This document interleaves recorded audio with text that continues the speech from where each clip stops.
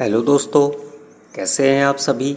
आप सभी का स्वागत है आपके अपने ही यूट्यूब चैनल पर जिसका नाम है इंग्लिश बाई छवि सर। तो दोस्तों, आज मैं डिस्कस करने जा रहा हूँ फ्रेंच रेवोल्यूशन को। फ्रेंच रेवोल्यूशन आपके एग्ज़ाम पॉइंट ऑफ व्यू से बेहद ज़्यादा इम्पोर्टेंट है। दोस्तों, जैसा कि आपको पता है कि आजकल मैं हिस्ट्री ऑफ इंग्लिश लिटरेचर के सभी इम्पॉर्टेंट क्वेश्चंस को डिस्कस कर रहा हूं और जल्द ही आपके सेकंड और थर्ड पेपर को भी पूरा कवर कराऊंगा। तो दोस्तों, चलिए अब आपका ज़्यादा समय न लेते हुए आइए शुरू करते हैं paper first history of English literature से फ्रेंच रेवोल्यूशन को। तो जैसा कि आप अपने मोबाइल की स्क्रीन पर देख पा रहे हैं, so let's start the French revolution.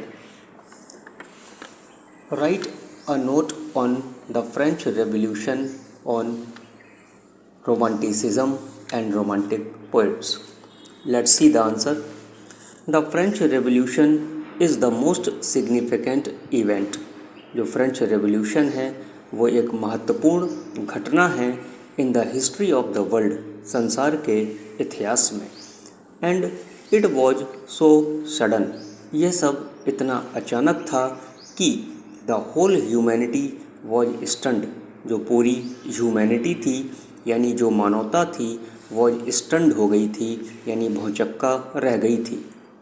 Almost, लगभग ऑल द कंट्रीज, जितने भी देश थे, वर अफेक्टेड बाई इट, वो इससे अफेक्टेड हो गए थे, प्रभावित हो गए थे। इन वन और द अदर वे, एक और अन्य तरीक़ों से। But it exercised the greatest influence on the European countries, लेकिन इसने यूरोपियन देशों पर सबसे अधिक प्रभाव डाला था। इन इंग्लैंड, इंग्लैंड में the romanticism was in the making, England में रूमानियत का निर्माण हो रहा था। And the man of letters, और जो विद्वान लोग थे, वर पावरफुली इम्प्रेस्ड, वो सशक्त तरीके से इम्प्रेस्ड हो गए थे, प्रभावित हो गए थे बाई इट्स प्रिंसिपल्स, इसके सिद्धांतों के द्वारा। This revolution took place in 1789, यानी ये जो क्रांति थी उसने अपना स्थान 1789 में ग्रहण किया था। The people of England, England के जो लोग थे, शो, उन्होंने देखा था in the French revolution the promise and hope of establishing humanitarian ideas, यानी इंग्लैंड के लोगों ने फ्रांसीसी क्रांति में मानवतावादी विचारों को स्थापित करने का वादा और आशा देखी थी। द ग्रेट रोमांटिक पोएट्स, जो महान रोमांटिक कवि थे, जैसे William Wordsworth, S T. Coleridge, P B. Shelley and Lord Byron, came under its deep influence, ये सभी के सभी इसके गहरे प्रभाव में आए। And in their poetic works, और इनके जो पोइटिक वर्क्स थे वो भी गहरे प्रभाव में आए थे। The first phase of this revolution, इस क्रांति का जो पहला फेज था, यानी जो पहला चरण था, वॉज आइडियोलॉजिकल, वो एक विचारधारा थी। And it deeply touched the thoughts of Wordsworth, Coleridge, William black and other, और इसने वर्ड्सवर्थ, कॉलरिज, विलियम ब्लैक और कुछ दूसरे लेखक के विचारों को डीपली टच्ड, गहराई से छुआ था। द सेकंड फेज, जो दूसरा चरण था, बिगेन इन 1789, 1789 में शुरू हुआ, with the fall of Bastille, यानी बेस्टाइल के पतन के साथ, which French kings used as prison, और फ्रांसीसी राजा जेल के रूप में इसका इस्तेमाल करने लगे।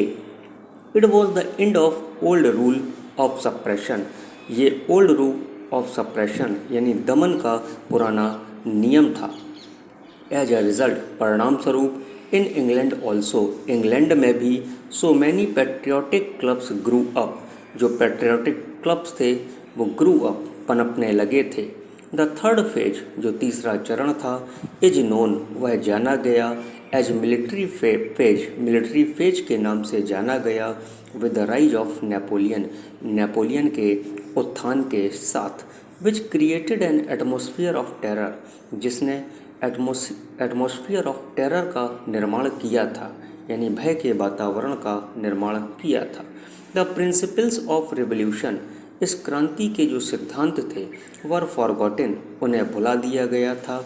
And the idea of democracy, और प्रजातंत्र का जो विचार था वॉज कम्प्लीटली डिस्ट्रॉयड, वो पूरी तरीके से नष्ट हो चुका था। William Wordsworth accepted the French revolution, यानी विलियम वर्ड्सवर्थ ने फ्रेंच रेवोल्यूशन को स्वीकार किया था। एंड हेल्ड इट, और इसका स्वागत किया था, विद ग्रेट एंथ्यूजियम, एक महान उत्सुकता पूर्वक, बिकॉज ही थॉट दैट, वह सोचा करते थे, it was the end of tyranny, कि ये अत्याचार का अंत हो गया।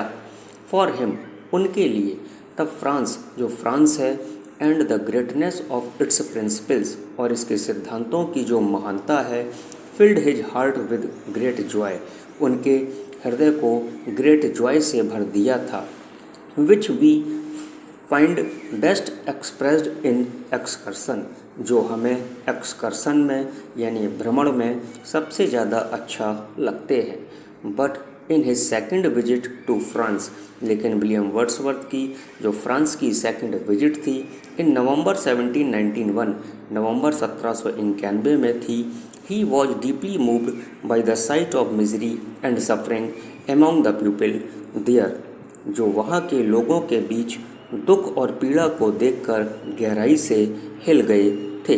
Like Wordsworth, Coleridge also welcomed, यानी वर्ड्सवर्थ और कॉलरिज ने भी वेलकम्ड, स्वागत किया था, द फ्रेंच रेवोल्यूशन, फ्रांसीसी क्रांति का, इन द बिगिनिंग, शुरुआत में, एंड वॉज ओवरजॉयड, और अत्यधिक ओवरजॉयड हो गए थे, विद इट्स डेमोक्रेटिक प्रिंसिपल्स, इसके प्रजातांत्रिक सिद्धांतों के साथ। The poets of the later romantic age, यानी बाद के रोमांटिक एज के जो कवि हैं, specially Lord Byron and P B. Shelley, were inspired, ये भी प्रभावित हुए थे, बाय द रेवोल्यूशन, इस क्रांति से। Walter Scott turned away from the revolution in great pain, Walter Scott ने टर्न्ड अवे, दूर कर दिया था, फ्रॉम द रेवोल्यूशन, रेवोल्यूशन से, इन ग्रेट पेन, महान दर्द में। दस, इस प्रकार, द फ्रेंच रेवोल्यूशन, जो फ्रांसीसी क्रांति थी, which was taken with great जियल इन द बिगिनिंग, यानी जिसे शुरुआत में बड़े जोश के साथ लिया गया था, लॉस्ट इट्स इन्फ्लुएंस, इसने अपना प्रभाव खो दिया था, on the poets to all together, सारे कवियों के साथ। The result was the natural feeling of frustration among these poets of romantic revival, परिणाम रोमांटिक रिवाइवल के इन कवियों के बीच निराशा की स्वाभाविक भावना थी। तो दोस्तों, ये था आपका लॉन्ग क्वेश्चन फ्रेंच रेवोल्यूशन के ऊपर, जिसे आपने लाइन बाय लाइन इंग्लिश से हिंदी में समझा। आपको यह क्वेश्चन कैसा लगा कमेंट करके ज़रूर बताएं, और यदि आपने अभी तक English by Chhavi sir channel को सब्सक्राइब ना किया हो तो प्लीज़ चैनल को सब्सक्राइब करें, बेल आइकन को प्रेस करें, लाइक व शेयर करना बिल्कुल भी ना भूलें। तो इन्हीं शब्दों के साथ मैं आपसे विदा लेता हूँ। कल फिर मिलेंगे एक नए इम्पोर्टेंट क्वेश्चन के साथ। तो जब तक आप खुश रहिए, मस्त रहिए और जहाँ रहिए प्रसन्न रहिए। Thank you for watching.